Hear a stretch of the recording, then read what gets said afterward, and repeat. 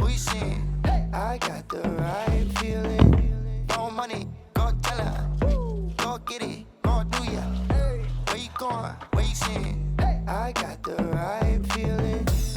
Yeah, I've been loving you. Been loving myself for a minute. I've been loving you. Been feeling myself for a minute. I've been loving you. Been loving myself for a minute. I've been loving you. Been feeling myself for a minute. Bonjour à tous, bienvenue sur 225 Motors. C'est avec grand plaisir que je vous retrouve les amis. Aujourd'hui, on essaie ensemble le Power de Great Wall. Déjà, je l'ai conduit, j'ai commencé à apprécier l'aspect esthétique, les aides et tout ça. On a beaucoup de technologie à l'intérieur. On va voir ça tout de suite ensemble les amis.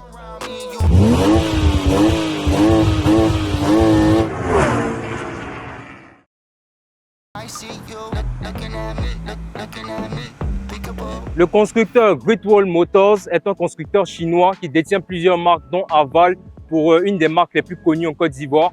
On a des versions même qui portent le nom Great Wall. On a Tank, des nouveaux modèles qui viennent de sortir. On a certaines voitures électriques aussi qui portent la marque Aura. Toutes ces marques appartiennent au groupe Great Wall. Aujourd'hui, nous avons la version Pick-up, donc le Power de Great Wall. Ça se remarque tout de suite au niveau de la face avant. Le niveau esthétique respecte bien le nom qu'on lui a donné. Power pour la puissance. Une grosse calandre chromée comme ça. Un très grand logo chromé. Il y a vraiment beaucoup de chrome. Ça fait très cossu. On a même l'impression que c'est une américaine. Dites-moi ce que vous en pensez, les amis. On a des feux LED. On a des clignotants dynamiques comme ça qui circulent. C'est vraiment magnifique. On a même le démarrage à distance sur le véhicule. On a quelque chose de très imposant. Il est assez cossu, assez beau, avec ses feux arrière qui débordent comme ça sur l'aile arrière. On a ces passages de roues d'une couleur grise, différente de la couleur, on va dire gris, bleu ciel qu'on a même sur la carrosserie. Les arches de roues se démarquent, contrastent avec le reste de la carrosserie. Je trouve ça très bien. On a ces marchepieds, ces grands marchepieds comme ça, pour jouer au protocole, l'escorte, tout ça, c'est pas mal du tout. J'aime bien, ça nous permet aussi d'avoir un accès très facile à l'intérieur du véhicule. D'ailleurs, on profite d'un keyless avec la touche ici sur la portière. Le marchepied nous permet de rentrer assez facilement à l'intérieur du véhicule et d'en ressortir. Donc, pour les gens qui ne sont pas très élancés, bon voilà, on a pensé à vous. Très beau rétroviseur bicolore comme ça, couleur carrosserie et couleur noir mat. D'ailleurs, qui cache la petite caméra ici, qui nous permet d'avoir une vue 360 degrés. Quand on est à l'intérieur du véhicule, on verra ça lors de l'essai routier. Top. On a un peu de chrome ici sur l'aile avant. Bon, ça rajoute au côté, on va dire un peu un griffe luxueux à la chinoise. Franchement, au niveau esthétique, je pense que les Chinois, ça rigole plus du tout. Surtout que Great Wall est une marque qui est vraiment établie depuis 1976. Elle a plusieurs marques telles que Haval, tout ça. Ce sont des véhicules qui sont très utilisés ici en Côte d'Ivoire et qui, au fil des années, renforcent leur image de fiabilité. On a des grands feux 3D qui font quasiment la taille de l'ouverture de la benne. On voit ensemble la capacité de la benne. On profite d'un grand marchepied comme ça ici. Vous voyez, intéressant. Qui vous facilite l'entrée dans le véhicule. J'aime bien le fait qu'on ait une marche comme ça qui nous permette d'accéder à la benne à l'arrière. D'ailleurs, cette benne peut charger environ 1 tonne au niveau de la capacité. Elle se referme comme ça. Et top. Donc top pour l'arrière.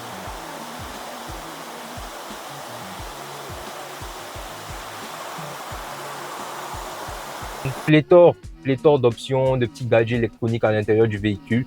Là, dès que je la passe en D, on a une vue 360 du véhicule avec des caméras sous les rétroviseurs, des caméras sous la calandre et une caméra à l'arrière. Donc voilà, une vue panoramique en 360 à chaque fois qu'on est en dessous d'une certaine vitesse ou qu'il y a un obstacle qui se rapproche de nous. Au niveau des aides à la conduite aussi, assistance au maintien dans la voie. Donc vous avez le volant qui corrige tout seul les trajectoires et tout ça. On a des capteurs avant, arrière, donc des radars à l'avant, à l'arrière. Là, je suis en mode standard. On a 3 modes de conduite. Mode standard, mode éco et le mode sport. Franchement, avant de monter à l'intérieur de ce véhicule, avant de commencer à le conduire, je n'imaginais pas du tout qu'on pouvait avoir autant de technologie à l'intérieur, franchement.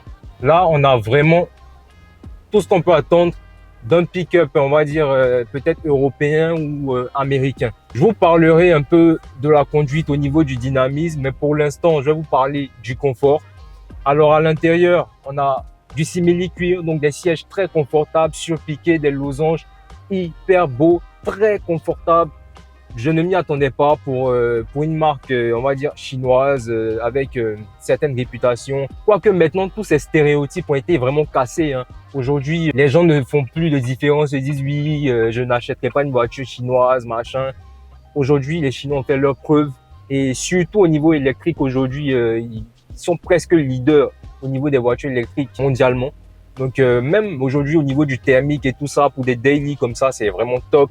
Cuir surpiqué, gomme surpiquée un peu partout à l'intérieur du véhicule.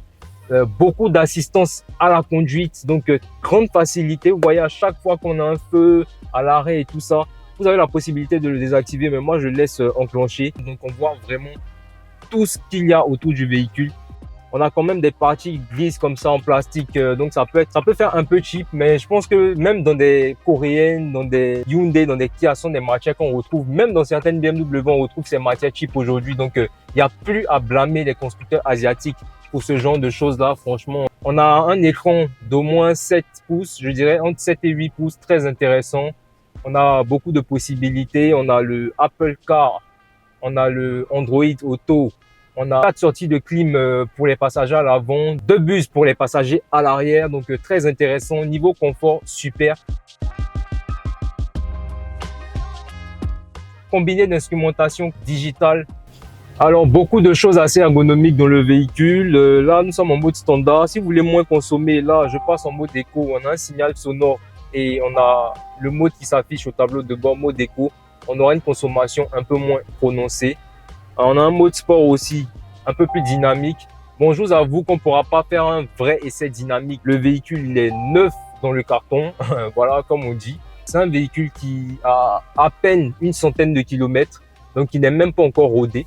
Même si aujourd'hui, les gens annoncent qu'il y a des pré-rodages, vaut mieux prendre ses précautions. Alors, pour le volant, on n'a pas de volant 3 branches. Bon, c'est un pick-up, donc rien d'étonnant. Mais on a des branches assez fines pour ce qui est du bas. On a un volant multifonction avec des palettes. Ce simili-cuir, pour être plus précis, très intéressant au toucher, il est fin. La direction, très souple, vraiment pour un véhicule qui pèse plus de 2 tonnes. Je pense que ce véhicule, au niveau du confort, avant, arrière, l'assise, les 2 sièges électriques à l'avant, on retrouve aussi ce simili-cuir qu'on a sur les sièges surpiqués dans les portières. Des haut-parleurs, très bon système audio que j'ai pu essayer. On n'est pas sur du Burmeister, sur du Harman Kardon et autres. On profite de prises USB, de chargeurs à induction. On a aussi prise USB à l'arrière pour les passagers. On a même une prise 220 volts, une prise comme une prise domestique à l'arrière. Vous pouvez carrément brancher un ordinateur ou tout ce que vous voulez.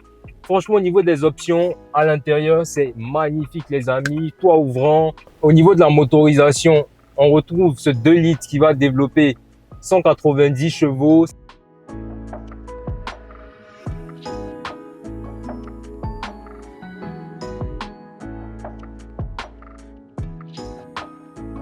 Un 2 litres en 4 cylindres turbo intéressant sur un pick-up comme ça. J'ai vraiment l'impression que c'est un SUV avec une benne plus qu'un pick-up. À la conduite, aux suspensions, c'est l'impression que ça me donne. Au niveau du couple, on a 365 Nm, donc presque 370 Nm, ça va, ça pousse.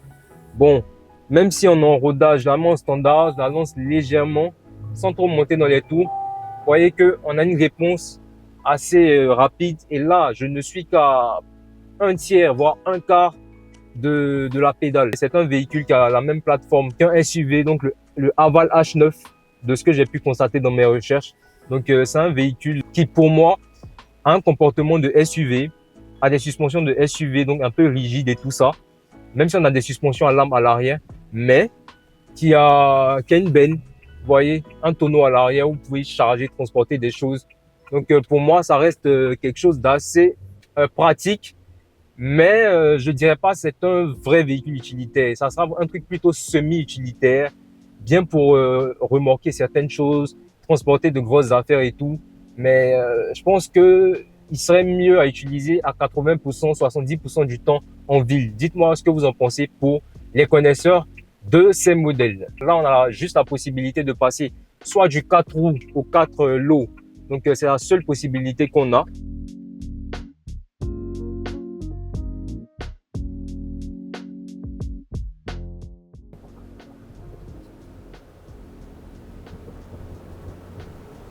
Voyez, comme je vous disais, c'est un véhicule qui n'a pas un comportement de pick-up. Il a un comportement de SUV étonnamment. On a 4 disques aussi ventilés sur le véhicule, donc qui arrêtent bien les 2 tonnes et des poussières du véhicule. On a des suspensions vraiment rigides, vraiment raides. C'est ce qui me fait dire que on n'est pas sur un véhicule vraiment fait pour tout ce qui va être off-road, brousse, dans des crevasses et tout ça. On aura trop tendance à avoir quelque chose de tape-cul. Au niveau des suspensions, c'est un peu trop raide. Sinon, technologie, confort, utilisation urbaine, utilisation extra-urbaine, donc pour de l'autoroute, utilisation utilitaire, donc pour transport de marchandises, aller en vacances, aller en griffe à Signy pour ceux qui vivent en Côte d'Ivoire. Vraiment, c'est top. Le bémol, il va concerner la concession, les distributeurs de ces véhicules en Côte d'Ivoire. Je sais pas pour vous, mais moi, j'ai eu une expérience assez désagréable. Ils sont capables de vous livrer une voiture avec des choses qui sont désactivées dans la voiture.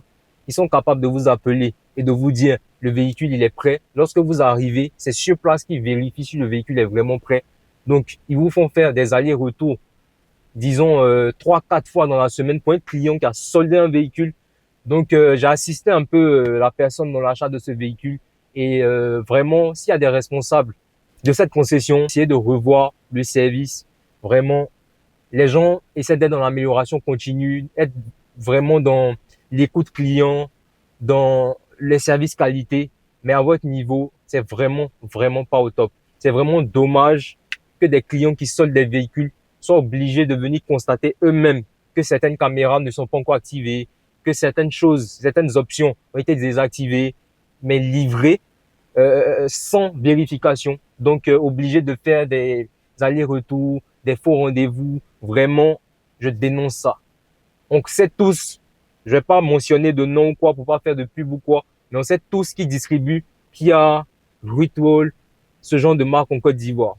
Donc les amis, si vous voulez éviter des mauvaises expériences, voilà l'expérience en tout cas que je peux partager avec vous. J'ai été très déçu du service. Hormis ça, je ne peux pas cracher sur le véhicule. C'est un bon véhicule. J'ai eu à l'essayer quelques jours. Il est très bon. Au niveau par contre du service, je reviens encore dessus, mais c'est pas top du tout. C'était mon petit essai du Great Wall Power. Je vous dis à très bientôt pour une nouvelle vidéo et ciao les amis.